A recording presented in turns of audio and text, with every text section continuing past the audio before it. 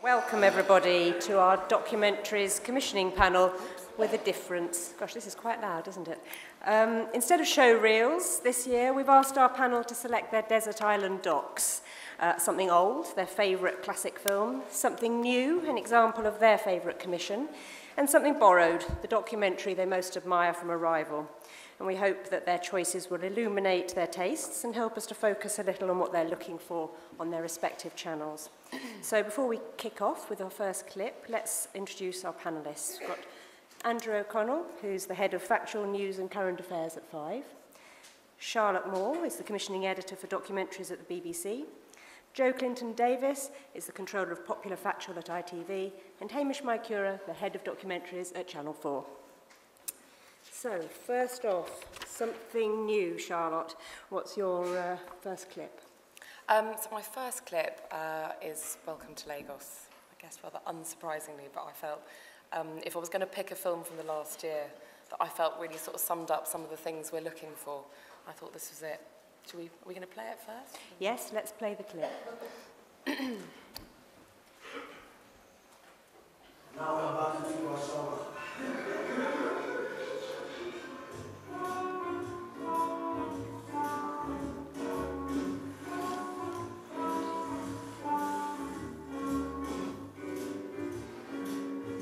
It's incredible what's happened in this town.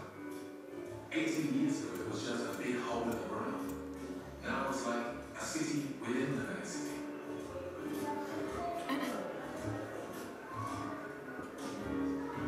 Everything the scavengers need is here. Shops, restaurants, bars, 3 cinemas, a mosque, even a farmers. Some people never leave. And you know what's the most amazing thing about it? All this is just a stone's throw away from the state government buildings. And yet most people don't even know it exists.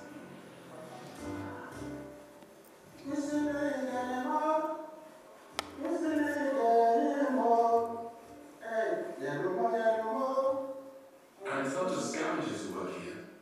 Some people have set up permanent businesses, like this guy, Joseph, who's been a buyer here for the last 12 years.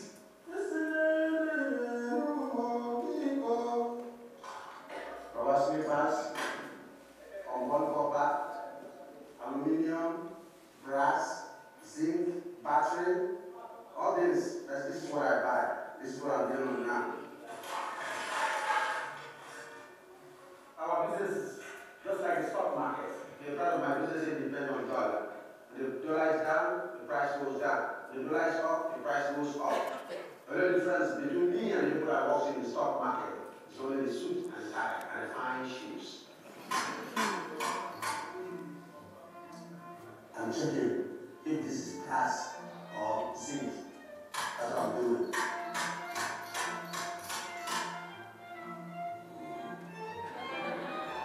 It's brass. Excellent. So this is really classic documentary making. Some may say, you know, nice and traditional, old-fashioned in this new age of fixed rigs, helmet cams. Tell us about how it got commissioned.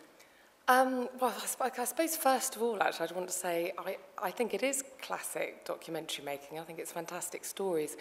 Whether I think it's old-fashioned, I don't think it is, actually. I think the great thing, which is why I chose that clip, is that I think its whole attitude to the subject matter, its whole attitude to the story it's telling, is quite a modern one. And I felt it was really, and right from the beginning, actually, when Will Anderson and Andrew Palmer came in to talk about this, it wasn't, let's go and make a series about the slums in the world. It was already being discussed as with that attitude and with what I think is a very new, modern, interesting kind of, you know, a different take on poverty, actually. So I don't think it is old-fashioned, and I don't honestly believe that documentary making is about, you know, how you film it or what's, you know, with what technical kind of ability you film it. I think it's all about storytelling, and it's about storytelling with an attitude and with a perception and with a perspective on the world, and that I want filmmakers who've got something that they want to say or that they find they want to, you know, explain the world from someone else's perspective, often in observational filmmaking. How did it get commissioned? Well, we were looking at doing something about slums. I think Richard Klein and myself have been talking about the fact that, you know, God, if more than 40% of the world were going to be living in slums by 2050, we felt this was a really, you know, big shift, and that it was just as important for all of us in Britain to understand what that meant and what that felt like to live in a slum. So we were already thinking about doing something about slums. And Will and Andrew came in with a tape and said, look, we've been working on this, and we've been out to Darwin, and we've been in India, and we really want to show you this tape. And I have to say, you know, it wasn't about looking at a proposal. I think on paper this would have been almost impossible to pitch, because it would have felt like a sort of film that you had seen before almost. But it was the attitude in that taster tape. And it was very much about, look, we've spent so many years in documentaries looking at the strange and the extreme and the curious, but actually let's go to Lagos. Well, in fact, it wasn't Lagos at that time. Let's go and look at the slums with a new perspective. And at that point, I sort of said, you know, I love the tape, I love the attitude, I love the perspective, I love what you're saying, but actually, shall we not go to India? Because I felt that we'd seen quite a lot of India on the screens, and I felt that sort of felt, because India's got this lovely, rich culture, I sort of felt like, and I guess, you know, Slumdog was coming out, and I thought, oh, we'll be the real Slumdog forever. And I said, look, how about going to Lagos? I'd actually made a series 10 years earlier about Lagos Airport, and I thought, I'd had such an exciting time there. I'd lived there for 6 months, and what I'd seen in the slums in Lagos was like what I hadn't seen anywhere else before. And I just felt like, you know, so I gave them some money, and I said, look, if you want, come back, and you can do it in India, but go and spend a week in Lagos, and come back and tell me what you think.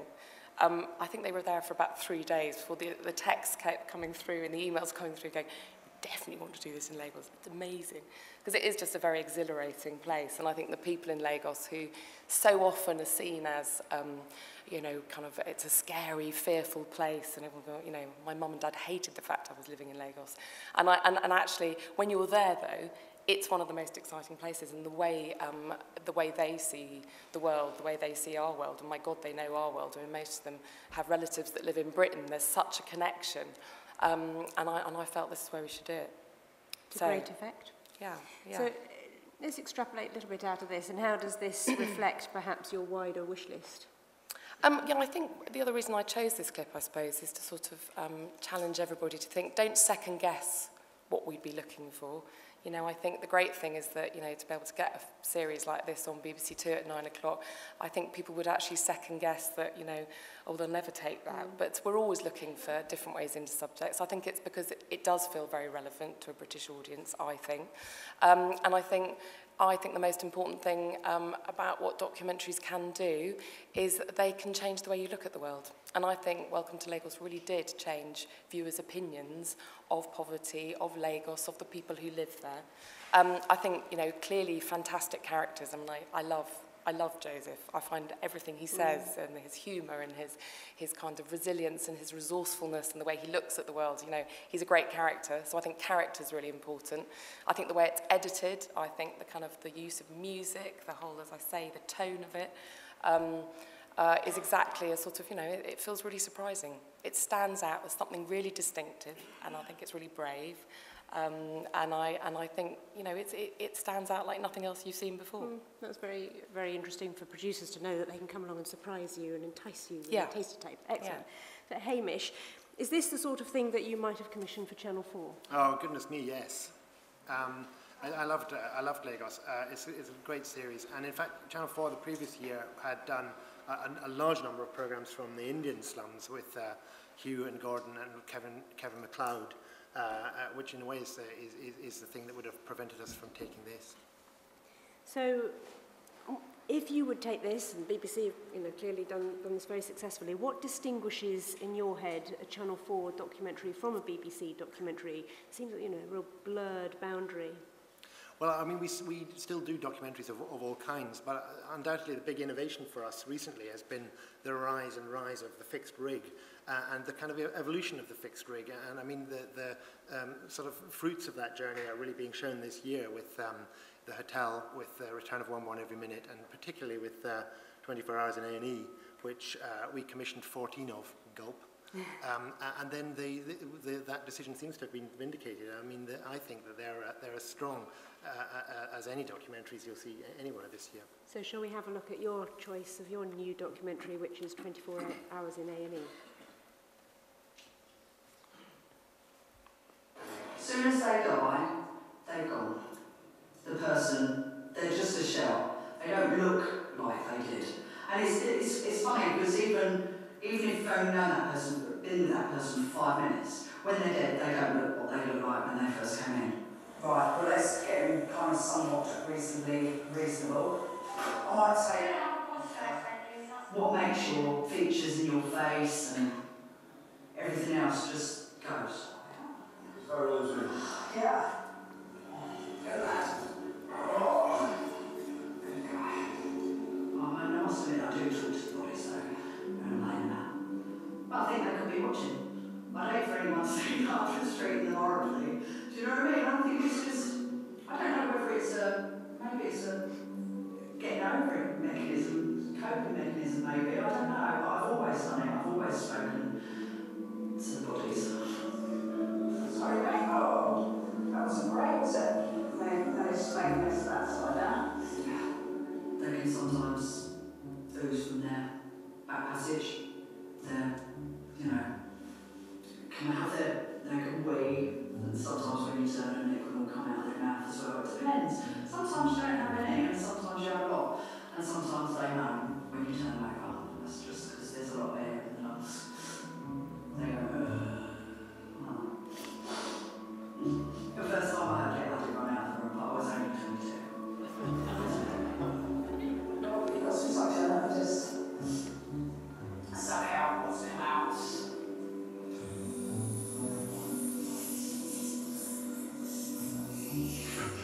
Don't make them this way, I did that. I'm just, that's it.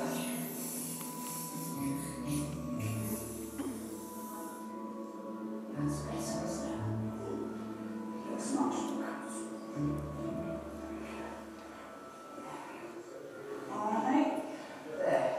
It does fit me, because I realise how amazing. So, Hamish, that's quite strong stuff. Why is this the epitome of a great documentary for you? Well, I think that the rigs genuinely do get material in a different way. They get the material that a camera crew would follow or a self-shooter would follow. And they also get just an amazing, they collect an amazing amount of material which would normally be off camera, would normally just not be seen or discarded. And it sort of in a way turns out that so much of the kind of truth and humanity in the storytelling actually resides within these off-camera moments rather than in the main stories.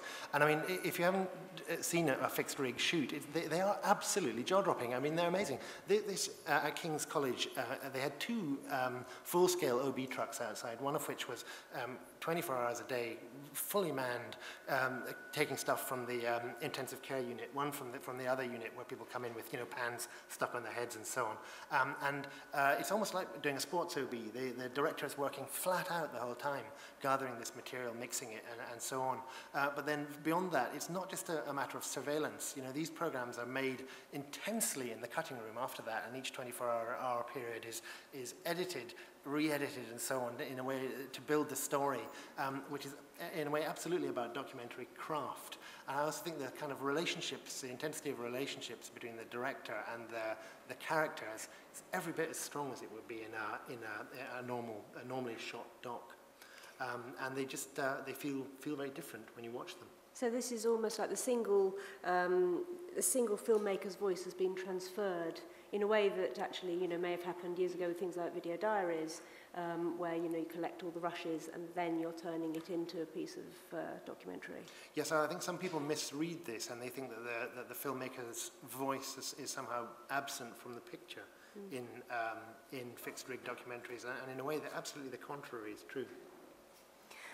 So, you know, lots of people would look at this and they'd say plenty of channels have been making obdocs in the police and hospitals, and they've always been seen as safe bets in the past, and, you know, good schedule fodder almost, which was a real kind of like snooty way of looking down people's noses at them. But now here they are on Channel 4, this new set of clothes. You know, what is it? Is it just the method? What is it that's really sort of reinvigorated them for a new age? Well, from my point of view, I suppose everyone has a different point of view about that, but from my point of view, the Channel 4 thing is a kind of angularity and a point of view, and often quite a challenging point of view. And if you look at something like Coppers, what you're hearing is the cops talking frankly and intimately in a way that you don't normally get in standard blue flashing light docs. They're much more kind of three-dimensional in many ways. You get the good and the bad about them, and also what they're saying is really unexpurgated. They're saying things that you kind of wouldn't imagine they would ever be able to say on TV. And I think that, coupled with a very sort of entertaining sensibility, gives these programs the kind of newness that they have. But, you know, the other thing about fixed rigs is I think that they're just now becoming one tool in the palette of documentary makers. And I think people don't turn on and go, oh, look, I'm watching a fixed rig show. I think the fixed rig increasingly is kind of a sort of subterfuge. We no longer say, we rigged this space with 72 cameras. People sort of accept that that's a way in which programs get made. And I think increasingly you'll find programs that are kind of hybrids of fixed rigs and normal shooting, and fixed rigs being used sometimes more, sometimes less, depending on the story that we're trying to follow. Yes, I'm sure people don't sit at home going, oh my God, look at this new hospital series. They've shot it with 72 cameras. It's our own fixation about this method. Yeah, I think definitely. That's right. Well, Andrew, you've made lots of, or commissioned plenty of obdoc series. What are your views on the fixed rig? I think they work fantastically, particularly for A&E, 48 hours in A&E, because the entry point of where you're getting into the subject and the story is right at a point of life and death. And you see the way it unfolds and how people are having to deal with these situations, both from both sides of the divide. And I just think it gives you a good insight into what's really going on out there in a way that otherwise I think, you know, sometimes it'd be obstructed if it's just using directors and cameras. It's all there for you to do, and as Hamish says, yeah, a lot of work goes into it afterwards. But I think as a form, I think it's fantastic, and another way of telling great stories about the world we live in. Your first choice of your own documentary, of course, is something a lot more traditional. Single filmmaker's voice very strongly in it. The Royal Navy Caribbean Patrol. Should we have a clip of that, please?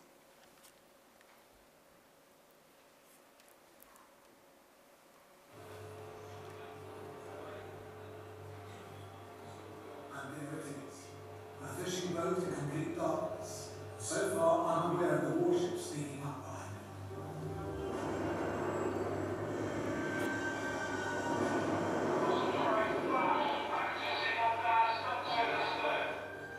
The fishing boat is spooked. They started ditching stuff.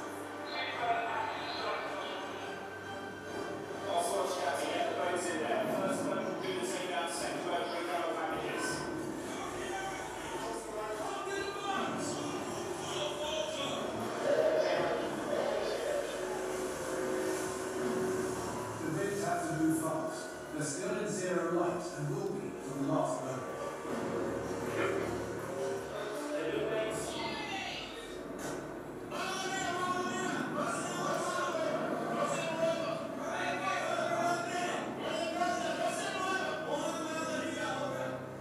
The takedown is quick and comprehensive. 3 men on the boat surrender immediately. But what was it they ditched? So tell us what makes this different and new for a 5 audience in 2011.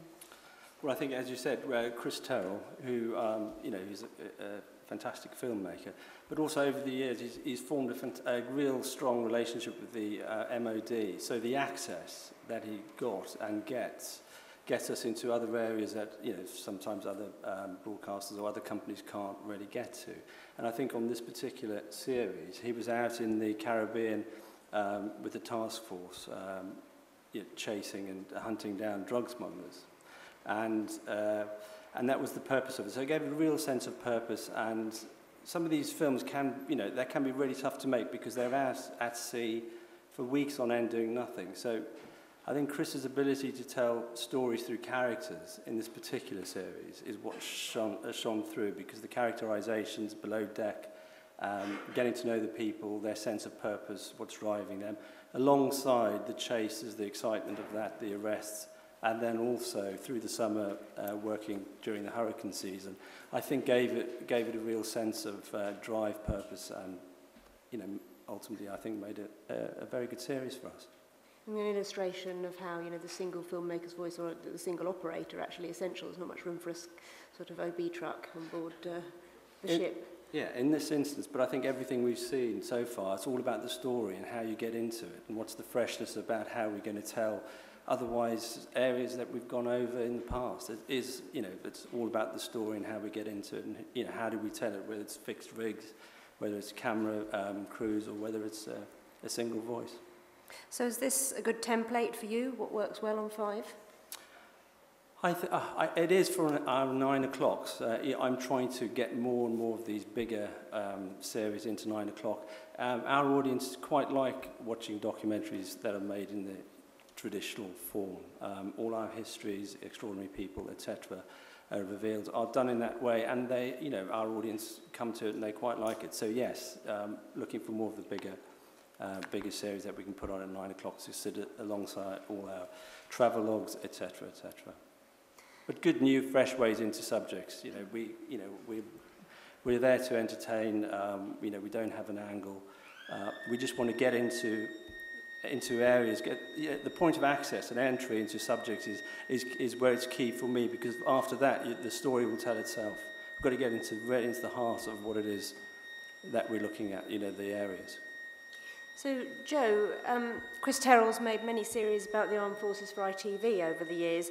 Is this a series that might have worked for modern ITV? I think the particularity of it and his authorial voice, he's great, and I absolutely think that it's the muscularity of it has sort of elements of what might work on ITV, probably more at 8 o'clock, but rather than 9.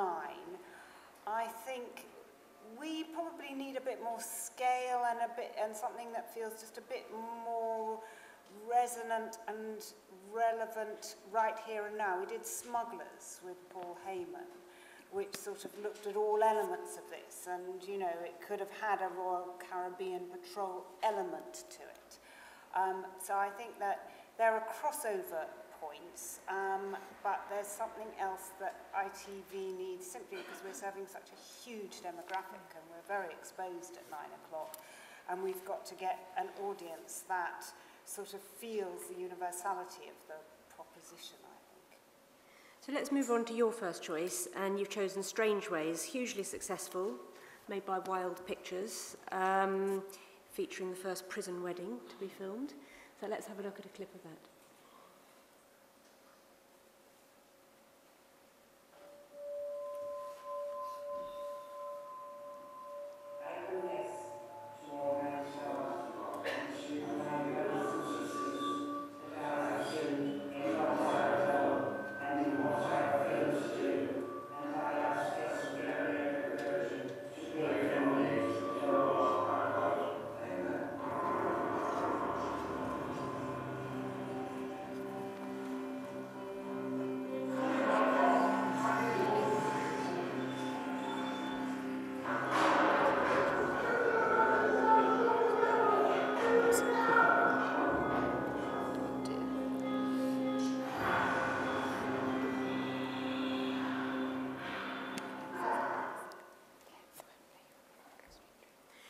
So, a great institution.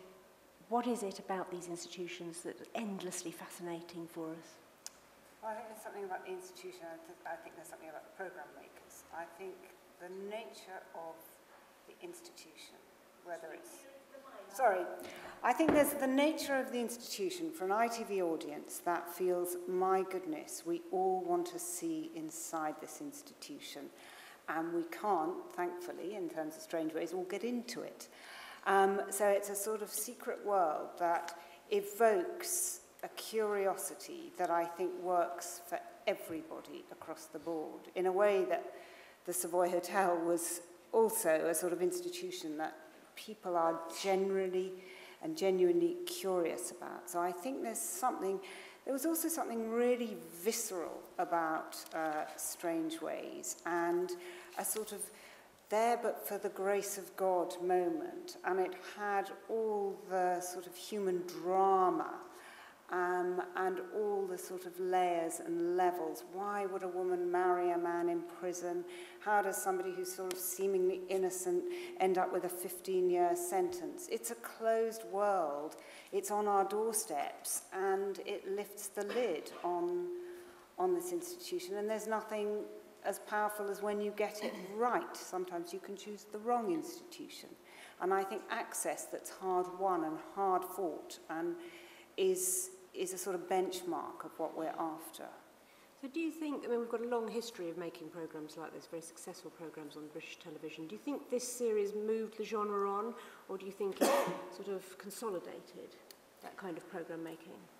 Well, I think it moved it on in a way, because any great programme, I mean, Paul and James Cohen, who made it, you know, we did Holloway, we did one with Scrubs, and the question was, Strange Ways was absolutely heartland ITV. It's Manchester. It works for that sort of bigger audience. But the challenge was, how do you take something that worked like Wormwood Scrubs and move it on? And I think actually having the layer of a prison wedding, I think actually dealing a whole episode with sort of mental health, I think the extraordinary juxtaposition of the sort of human, you know, the human dramas and the sort of regime and the sort of the kids being frisked, and just really pushing the boundaries of what you could show in this series without sort of alienating the audience. I think it did both consolidate and move it on. And I think, you know, it's incumbent on a programme maker who's, you know, worked in one institution to sort of trump their own work and make it definitive. And perhaps as a reflection of the fact that we're all endlessly fascinated by these kind of places, in a nice moment of synergy, Charlotte's choice for a documentary that she would like to steal from Arrival is Strange Ways. So tell us why. Yeah, I thought it was an extraordinary series, actually. And the clip that I was going to show is actually that opening sequence, because I thought, how fantastic. 9 o'clock, ITV, a pre-title that said in pictures, really actually, the proposition behind the whole series was in that pre-title. It at every moment showed you all the different perspectives of what we were going to see inside a place which we don't get to see at all. You know, when you actually see those images of those little children dressed up like that going to their parents' wedding in Strange Ways. You know, I felt the whole series, Jeremy, I think it's an extraordinary achievement, and I think actually each prison series you've done has got closer and closer, and the access appears to have got better and better. And I feel that... you know, I suppose I feel what it does for me is it makes me sort of alter my perspective throughout the programme on how I feel about these men. These men that, of course, anywhere else, if I was there, I would fear. I'm constantly, as a viewer, I think trying to work out, right, is there goodness in them? Is prison going to change them? I mean, that scene at the end of programme 1, for any of you who've seen it, there's a fantastic scene when I think the guy's name is Lee, and he's up for, you know, apparently he's driven the truck with a massive load of cocaine in it. He's sort of up for drug smuggling, and he's saying he didn't do it, and he's up for conspiracy, but he goes off to be sentenced, and he's sentenced to 18 years. And there's a lovely moment when his parents come and visit him. Now, you think of him as a father and you think about his family, but this amazing scene, which I found incredibly moving, and yet, you know, I didn't particularly like Lee, actually, for a lot of the film. I kept thinking, you're guilty, I know you are. You know, but actually, when I looked at the scene with his parents, I thought, God, I really hadn't thought. There's a grown man, I don't know, he's in his 40s, isn't he, or something, and I hadn't really thought about his parents, and his parents were very straight, and you could tell their lives had fallen apart. Because if you're going to be in for 18 years, they probably weren't ever going to see him on the outside world again. And I find that sort of shift in tone and storyline, and, you know, I find it very effective. I think it is bringing in those surprises, isn't it? And drip-feeding those surprises. That is the hallmark of great documentary making. You think you know, as you say, you've come to, you know, your point of view, and then something else comes in that just shifts it again, and it's constantly shifting. And it's interesting thinking, would you or could you or should you have multi-rigged it, actually? Because I think the multi-rig, and in fact choosing a documentary from any other channel. I mean, the other films I've loved, I could have chosen Coppers, I could have chosen 24 Hours, I could have chosen One Every Minute, because I think actually there is a story unfolding there right in front of you. There is drama, and I think that's where the rig works really, really well. But I think in Strange Ways, actually, James Cohen and his team, I think their relationship and their absolute access to people that we do fear, and the fact they ask these questions, the fact, you get someone telling them about, yeah, sure, I take heroin, sure, I take, I actually found the presence of the filmmaker, I think it's really important. I think you get that bit closer. And I'm not sure you would have got it on a multi-rig, actually. Hamish, your view on that? Could you have rigged Strange Ways? Yeah, I think you could have done. I think you've got a slightly different sensibility, and maybe one that would work slightly less well for that broad ITV audience that Joe talks about. I think that the great thing about the narratives in Strange Ways is they're super clear, and sometimes the narratives in fixed rig shows are a bit more complex, and maybe it would make a slightly less ITV show. It's hard to tell. But on the fixed rigs, we all forget there are these really important junctions of interviews which take us on, where you can get that kind of deep questioning. That's right. And again, the original fixed rig program was the kind of dogma version, which was the original Family, where only fixed rig was allowed, and there was no commentary, and there was no interview. And then since then, it's been kind of constantly evolving and adapting and taking on more of the kind of elements of other documentaries. Yes. I mean, the reason that I chose Strange Ways as well, actually, and I think for all of us on the panel here, I think anyone who works in documentaries, when you see Strange Ways at 9 p.m. on ITV, big, broad, mainstream channel that, they're not going to sit around if they're not interested. When you see it get that kind of audience, I think it's good for anyone who works in documentaries. I think to know that appetite for that very raw, very pure observational storytelling, when you know it's there, I think fantastic, and I think it's great that, ITV have been doing those. So. What were the ratings, Jo? Well, Consolidated was something like 6.3, or, so... Like a drama. Like a drama. Very good. But. So, it's quite interesting, everybody's choices on the panel so far. I want to know, is it just because we're at Sheffield that you've all chosen ob docs as your favourites? Or is it really a genuine trend that's going on here? What about formatted docs, presenter-led docs? We have a wide palette here. Andrew?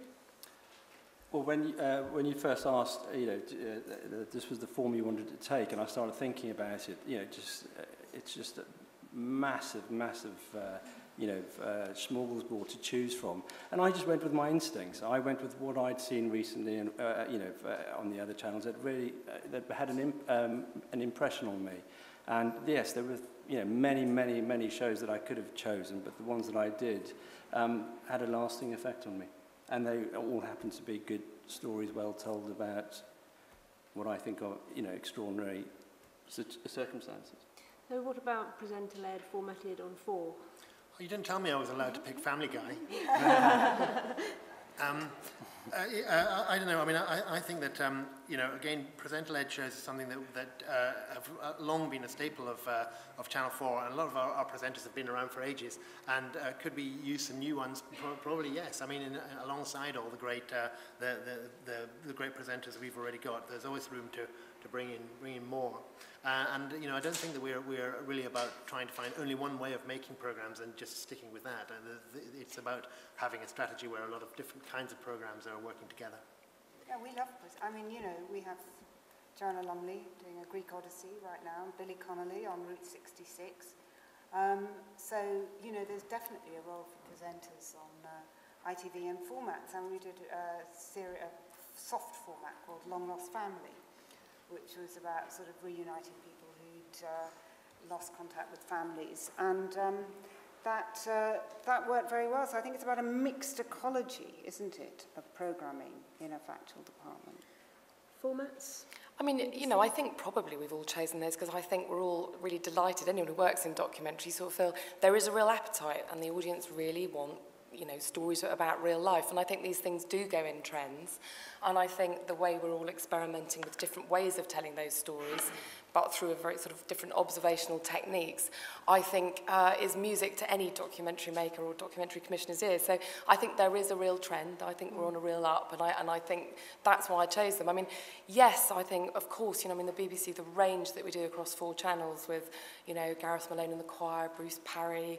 I mean, we do a range on all 4 channels of formats and presenter-led documentaries. So I think they're all absolutely valid, and we're constantly looking for new ways of telling those stories and new ways, new presenters, new formats. But I think the problem with formats at the moment is it's very hard to cut through with a new distinctive format. I mean, one of the reasons that we all want to make formats, actually just on a kind of very practical level, is you can speed up the narrative. You can set yourself a framework, and you don't have to say to the filmmaker, okay, so you're going to take an hour to tell this story, a year to tell this story, when's it going to be able to be delivered? I mean, the great thing about formats is you can speed up that narrative, you can give it a construct, and you can guarantee, in a way that you can't with real life and observational filmmaking, you can guarantee that you're going to have a film. But I think, because there was a real trend when formats were doing very well, I think we all know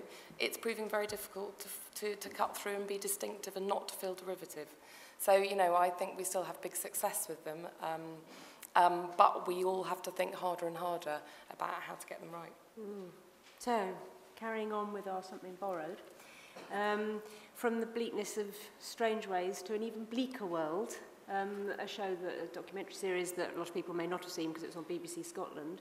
Hamish, tell us about your next choice. Well, yes, you asked me 3 weeks ago to pick this. I picked The Scheme. Had I picked it more recently, I actually might have picked the fabulous Our War from BBC Three, which I thought was just a really first-class piece of program making. The UGC shots from troops on the front line, unlike anything I'd seen before. Also, that program used sound fantastically well. You actually felt that you didn't just see the archive, you heard what was being said, which just gave it a really rich extra dimension of understanding, reminding you of just how important kind of sound is alongside pictures, sometimes more important.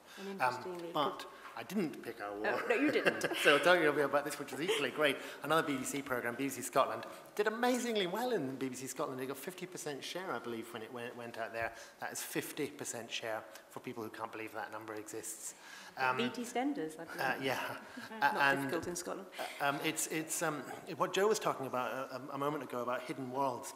Again, that's been a really big thing for us on Channel 4, whether it be, gypsy weddings or the thing about dwarves who appear in pantomime, which you can go and see later, which is showing, I think, later today.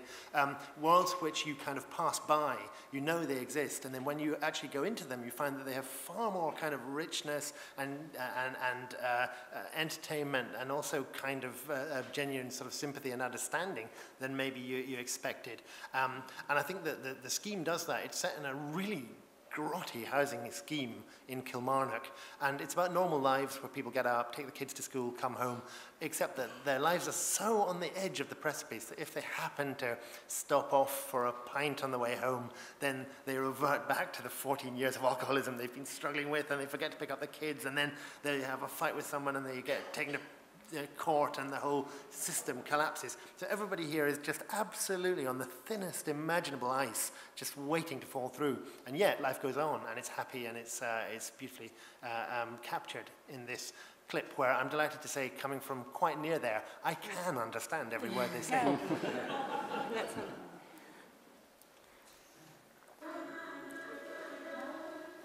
Back in school, one of Margaret's cousins has moved in next door and is having a housewarming celebration.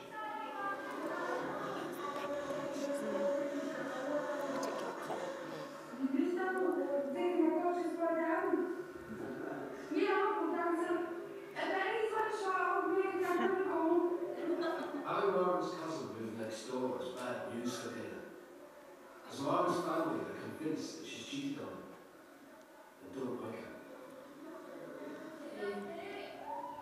I'm not kidding.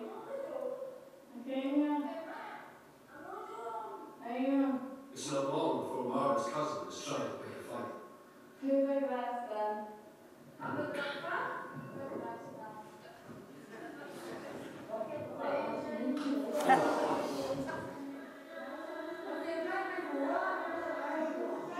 Dana thinks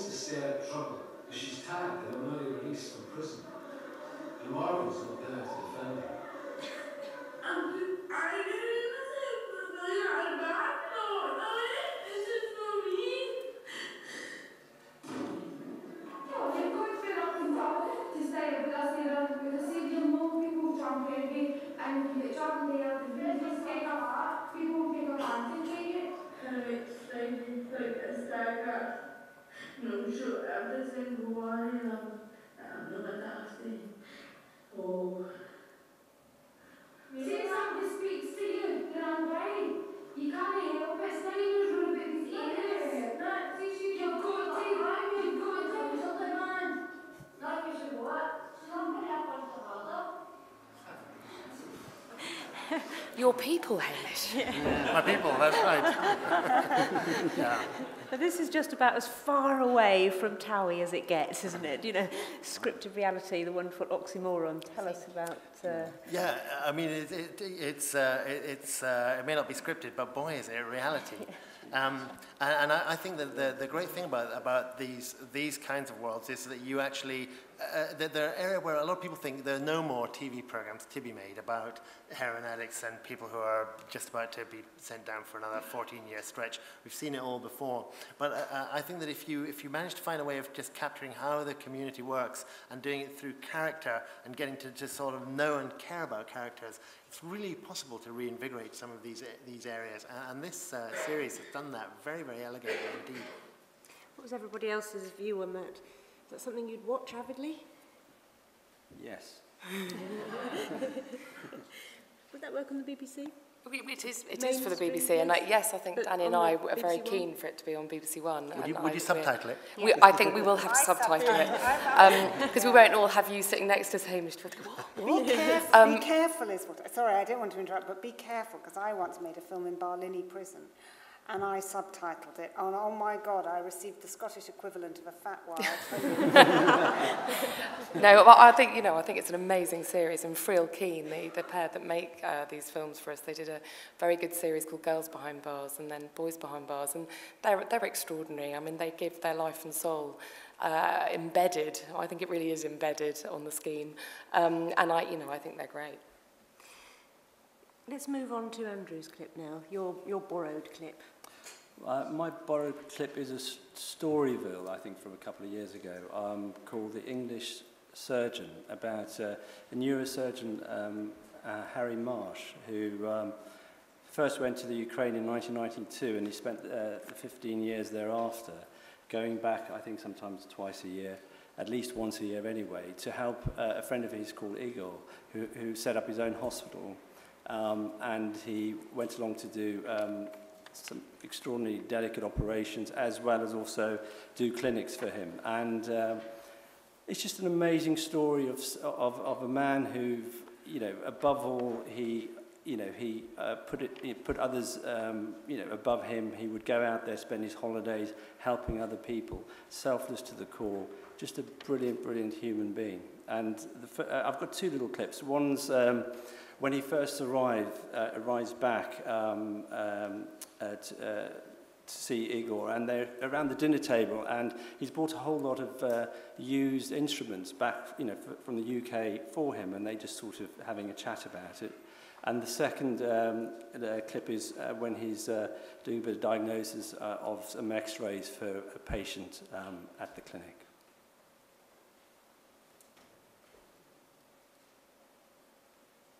Are you ready to meet? We'll just take 10 minutes first. Sure, this perforator. I'm sure we can use it dozens of times. Maybe you could just somehow make a metal sleeve to go over it. You said your toolmaker has died of that? Yeah, from brain tumor. Yeah, he did a lot of his work for it. He made the operating table, this thing as well. And the bar for sitting position. He made that, that's very nice. He made some circuit pliers. My department, I calculated, it is unbelievable. It spends £40,000 a year. A year? Just on those. Now we use 10 a week, it costs £80 each. We must use at least 10 a week, which is 800 quid a week times 50. I mean, it's extraordinary.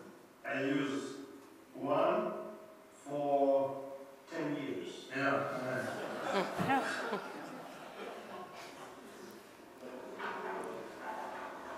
I would judge that tumour as being optical risk. And it's in the brain stem, it's all in the pons. And I'm afraid that Charles has less than a year to live. Ребенку ничто не поможет.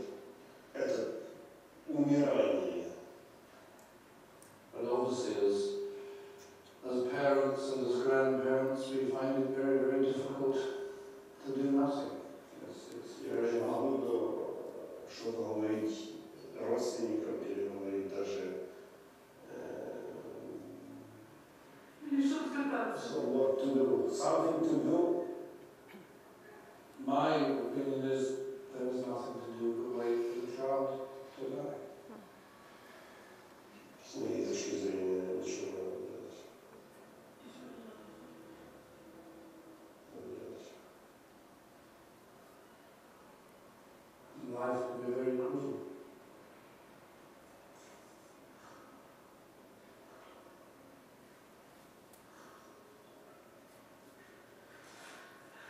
Спасибо. I'm sorry. Спасибо вам большое.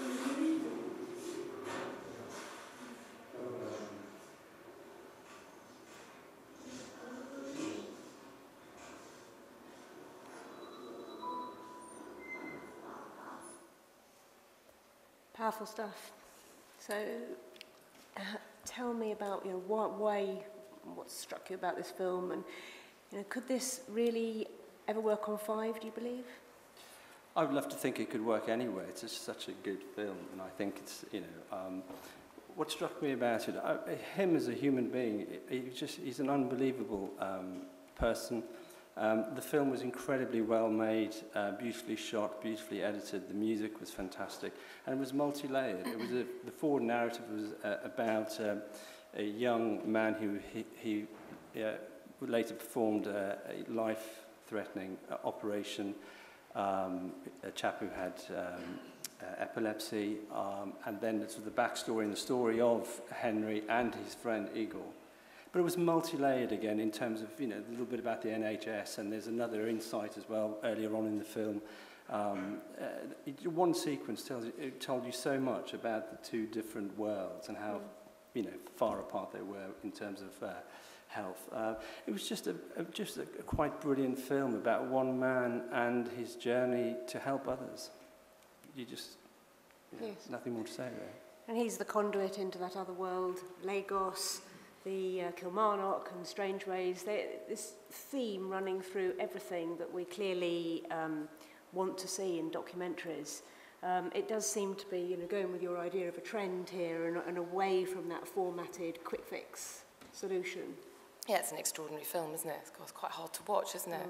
In amongst a conversation like that, you suddenly find yourself in that doctor's surgery and you are absolutely with that grandmother, and somehow the translation sort of makes it even more poignant, doesn't it? It's an extraordinary film. Before she finds out, that's, that is great drama, isn't it? Yeah.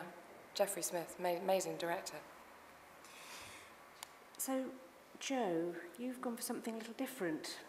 I have. I was very borrowed. torn. You were very torn. I was very torn, actually. Tell us about how you were torn. It says decision maker here on my thing, and then I think, oh God, it was very difficult to make a decision on this. I started off wanting to show a clip from the latest Adam Curtis series.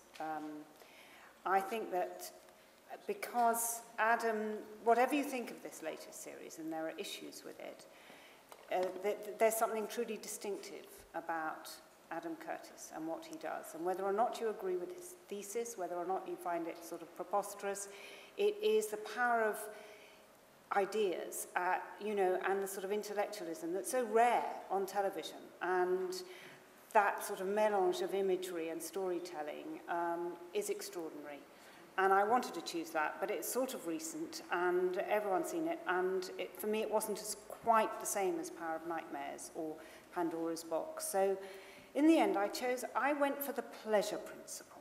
And I'm commissioning an art strand called Perspectives. And so I actually thought, I watched an arts film, I watched an arena about George Martin. And I thought, this isn't really a distinctive piece. It's not something that's going to change our lives. It's not something that's necessarily going to sort of stand out hugely in a crowded marketplace. But it's it's elegant. It's beautifully crafted. The use of sort of archive, film imagery, storytelling. And what I loved about the George Martin arena was that even though it sort of was produced by him and could be classed, I suppose, as a hagiography, but let's put that aside because it didn't feel like it when you watched it, was that it started as a love story between him and his wife, trundling along the road in a little car. This isn't the clip I've shown. But actually, he could have started with clips of the Beatles and all the great acts that he produced, but he didn't. It's a love story, and it builds from there. And the clip I'm going to show is just an example of some lovely editing. It's not probably the best bit of the film, but it just gives you a glow.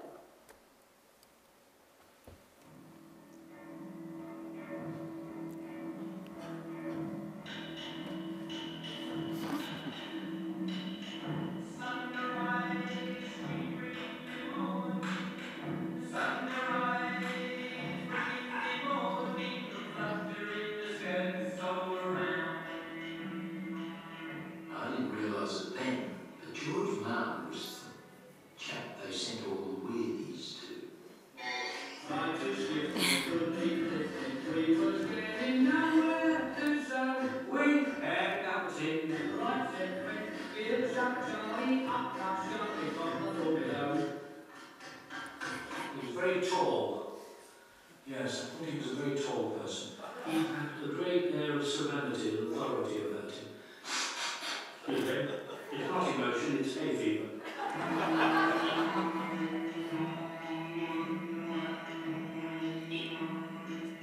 That's an extraordinary man, though. I loved him. He was a very noble person. I made him work a bit harder, and I got him to write a bit more, because it was a bit boring. He said, it's boring. And I said, that's the way the Aboriginal music is. It repeats and repeats, it becomes mesmerising. He said, that's right, that's what I said, boring.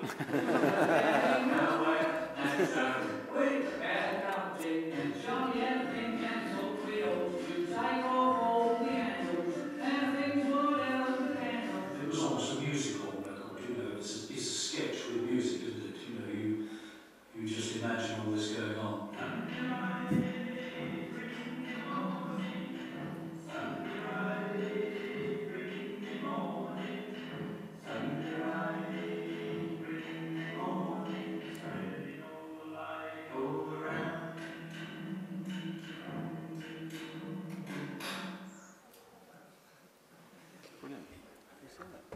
So, very interesting choice.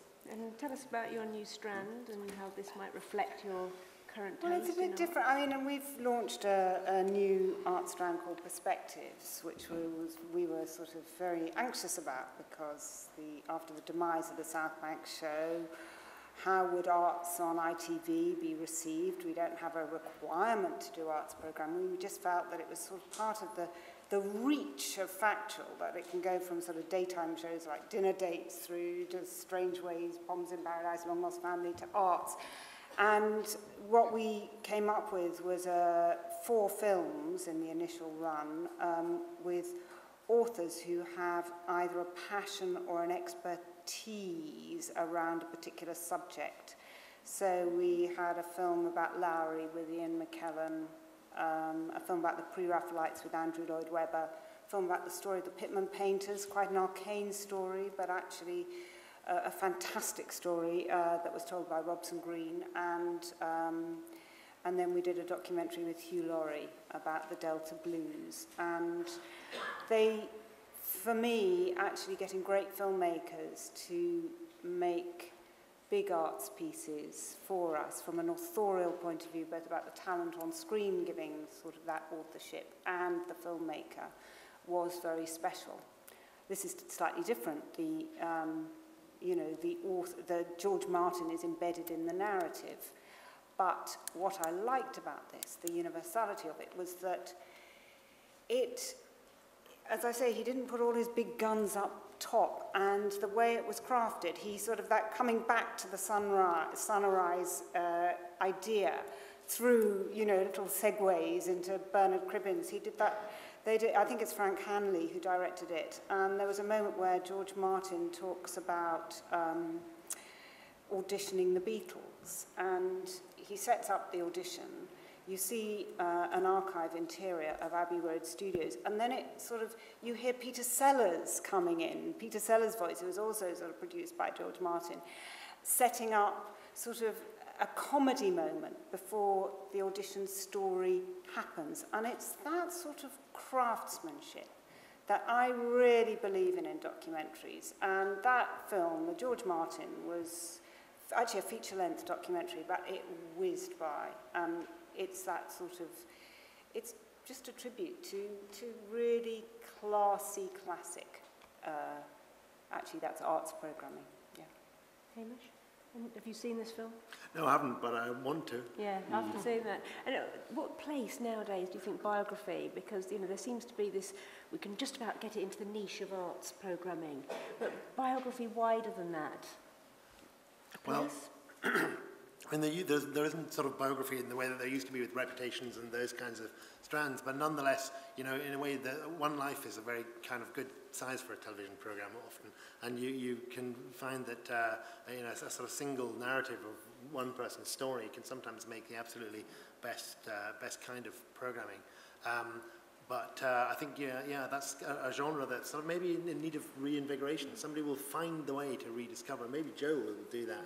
Find the way to rediscover how to do it in a new way. Interesting. Biography on 5?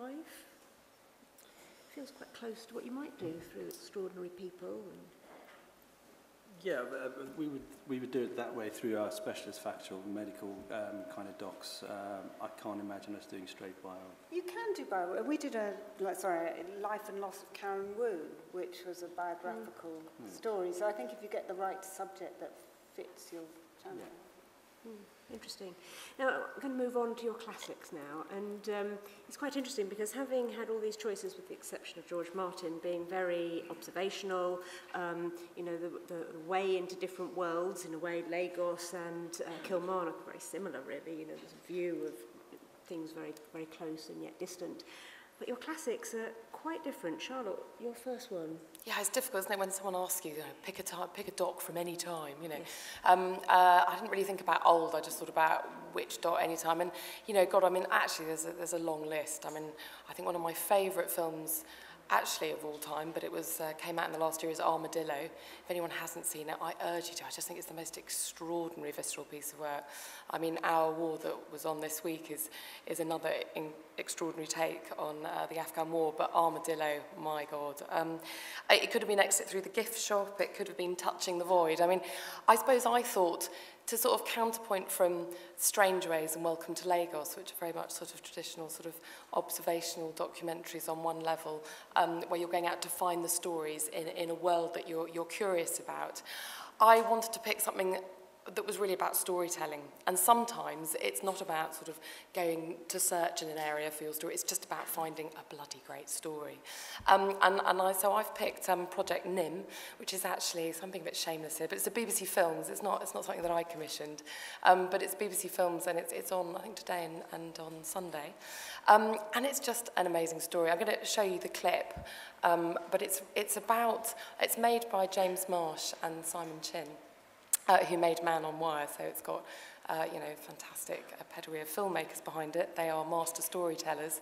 And it's the story of a chimp in the 70s who a group of scientists decided, or in fact a scientist decided, that we should do a radical experiment with this chimp and bring him up as a human being to see whether you could actually teach a chimp to understand human language.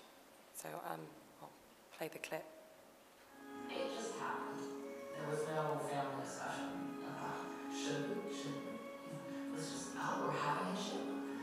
We're going to teach sign language. And then the reality of it is sort of hitting you that it's really, you know, it's alive, it's not a doll, it's not a toy, it's not a human, it's a chip. And it's an amazing, sweet little newborn baby, needy creature. So I think I fell in love instantly. Nim didn't like Weir. And Weir didn't like him. Almost instantly I saw how complicated this was going to be. I think we went along with it. It was clearly Stephanie's saying, let's have a show. It was the 70s. Breastfeeding for a couple of months, it seemed completely natural. Everything was about treating him like a human being. By the time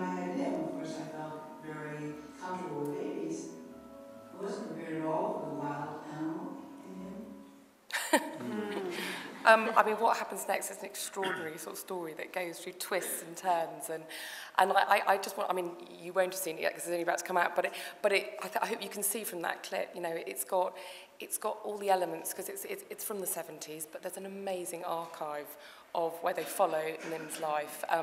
They found all the people to be able to tell that story, and they all have their different views, and it really speaks to a very strange time in the 70s, a sort of hippie world where, you know, you'd breastfeed a chimp and put nappies on the chimp. And actually, it's a film that isn't, you know, on the one hand, you think, God, is this going to be a film about sort of exploiting animals? And it is on the one hand, and it's a really tragic tale. But it's also, you know, it's less about how similar chimps are proven to be to humans, and it's actually just about the extreme differences between humans and the chimp. And yeah, it's got some amazing characters, and they've used reconstruction really effectively. It's just a fantastically compelling story. And I think, you know, that's sometimes, I think that's what I'm always looking for. I'm asking documentary makers to come to me with I've just found this amazing story, and I've got a burning desire to tell it. And yes, we always look for, why tell that story now? Is it relevant? Does it feel, is it going to stand out? Is it going to punch through the schedule and get noticed? And I feel that, you know, I've got to ask those questions because I don't want to put something out that goes unnoticed, and I think, you know, that would be a disservice to all of us. So finding a story which stands out, which feels distinctive, is important. But my God, just finding a great story is really what it's all about, I think. Looks fascinating. Yeah, it's the very prism good. of the family. Yeah. This weirdness. Hamish. Yeah, well, it is a tough choice. You have to fight incredibly hard against the urge to pick something you yourself have commissioned. But finally, I won that battle. I won that internal battle with myself. So the film I've picked, after quite a lot of agonising about this, is one that I think is really, it's important because of how influential it's been. You know, my view about documentary is it's fantastically good at being really wide-ranging and innovative in terms of its subject matter, but often amazingly much less good at being innovative in terms of form and production values. I mean, lots of documentaries that are actually made the same way. And this is a documentary from Modern Times from 1999, made by Brian Hill, in which he made a program about people drinking, the British attitude to drink. And what he did was interviewed a lot of heavy boozers, took the transcripts of these interviews, gave them to the poet Simon Armitage, who wrote them, retranscribed them in verse. And then he gave the verse back to the drinkers, who then performed this version of their own life in song. And actually, as many people have discovered in the Mercure last night, being incredibly pissed is actually an amazingly poetic place to be in your own mind. So you weren't singing, though. Not quite. Tonight. Karaoke in the Mercure bar. The thing about this is, I think, is, yeah, that's right. The thing I think about this is that it's very, very true to the moment. It's very true to the way in which the kind of meaning of what that story is trying to tell, what it's like in your own mind to be in that state. But also, it just takes incredible liberties with form. It makes people perform their own lives. And I think there's a direct line from this, you might say, to Toei and to Chelsea, you know, and through a lot of other complex routes as well. But anyway, before I go on about it anymore, have a look at Drinking for England. I think so. It's so good, you know. I mean, it's not, drugs better than sober, like, you know, having sex is better than not having sex, you know, obviously. It goes without saying, it's what most people spend their lives trying to achieve. It's having a good time for working class people is, well, for anybody, is the drugs that you take. I'm a thinking man, I like a good thing.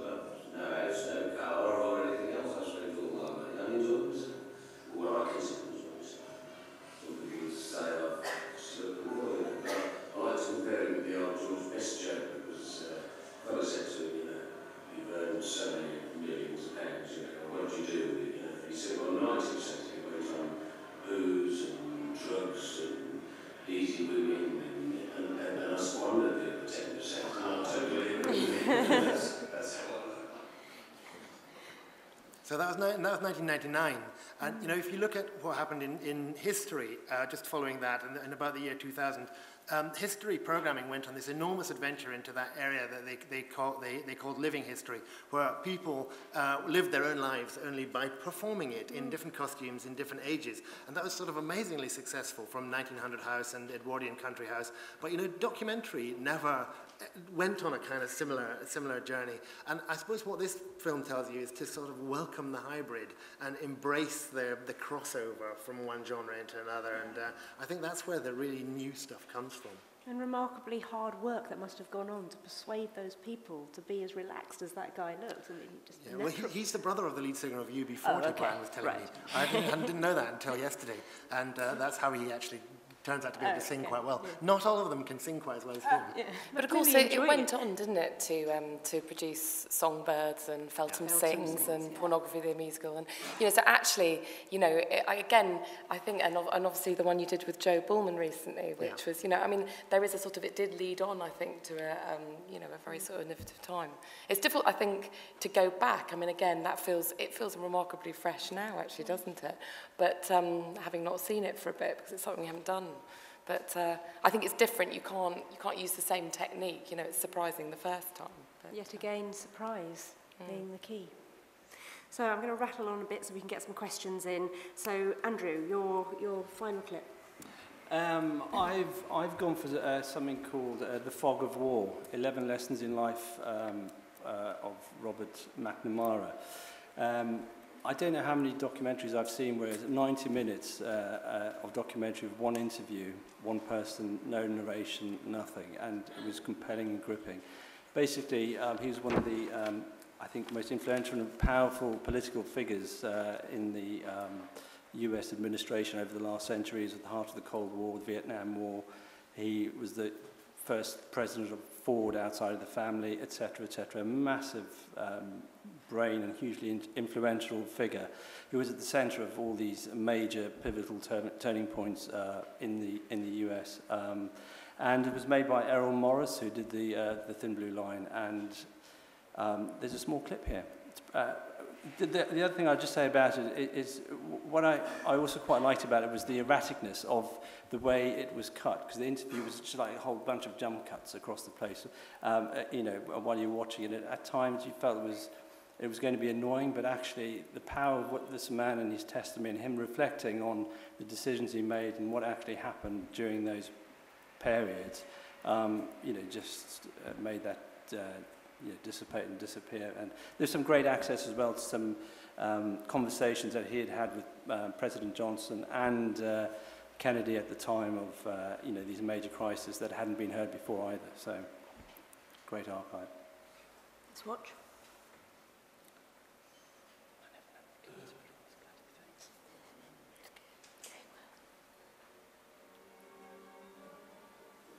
There aren't many examples in which you bring two former enemies together at the highest levels and discuss what might have been. I formed the hypothesis that each of us could achieve our objectives without the terrible loss of life. And I wanted to test that by going to Vietnam. The former foreign minister of Vietnam, a wonderful man named Tua, said, "You're totally wrong. We were fighting for our independence. You were fighting to enslave us." We almost came to blows. That was noon on the first day. Do you mean to say it was not a tragedy for you when you lost 3,400,000 Vietnamese killed, which on our population base is the equivalent of 27 million Americans? What did you accomplish? You didn't get any more than we were willing to give you at the beginning of the war. Powerful stuff. I thought we only had a minute, so I could have, you know, I should have let it roll on a bit more, shouldn't I? Yeah, it's just brilliant testimony of, you know, again, it's getting to the absolute subject. It's the first interview he ever gave, you know, on you know, his whole life and his experiences, and it was 11 lessons, and he just reflected on what happened what could have happened and how he would have done things differently. So our last clip, Joe. Now this is before your time, famously relinquished to the BBC. Would you take it back? Yes. Let's watch. It's been on ITV. It's been on ITV. It has indeed. Well, Many again. years. Good.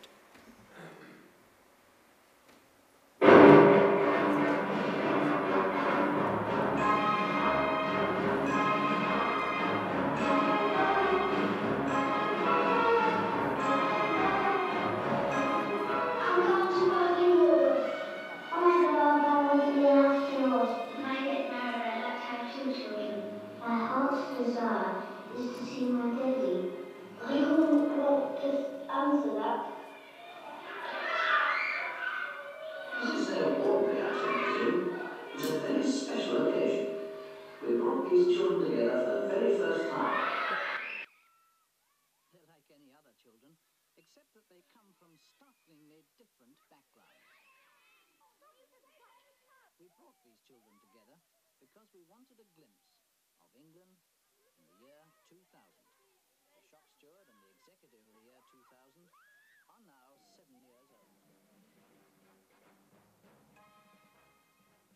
In 1964, World in Action made 7 Up, and we've been back to film these children every 7 years. They are now 49.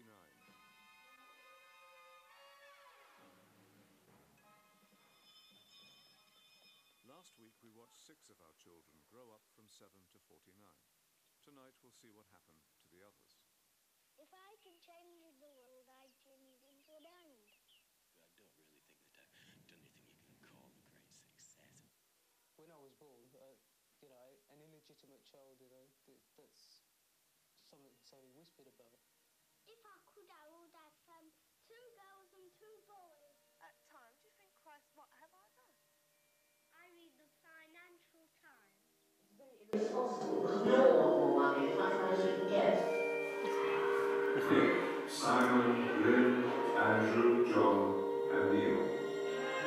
I want to be an astronaut, but if I can't be an astronaut, I think I'll be a coach driver. I think the most likely answer is that I'll be wandering homeless around the streets of London. We'll see if Neil is still wandering around, homeless and alone. But I thought I'd like to find out all about.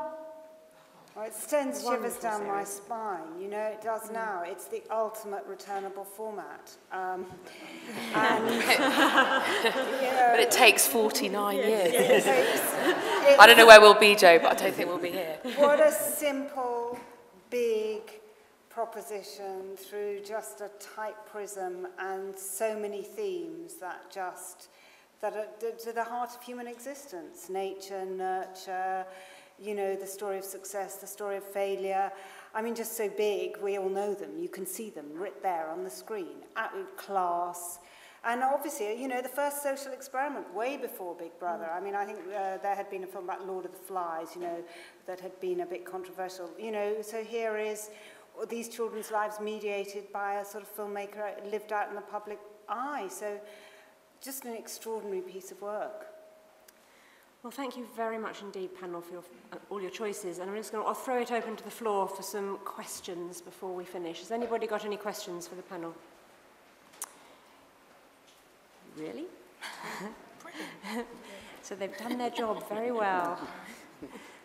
Okay, it only leaves me then to thank them all for doing all their homework and for entertaining us and illuminating. Thank you very much. Thank you very much, Emma.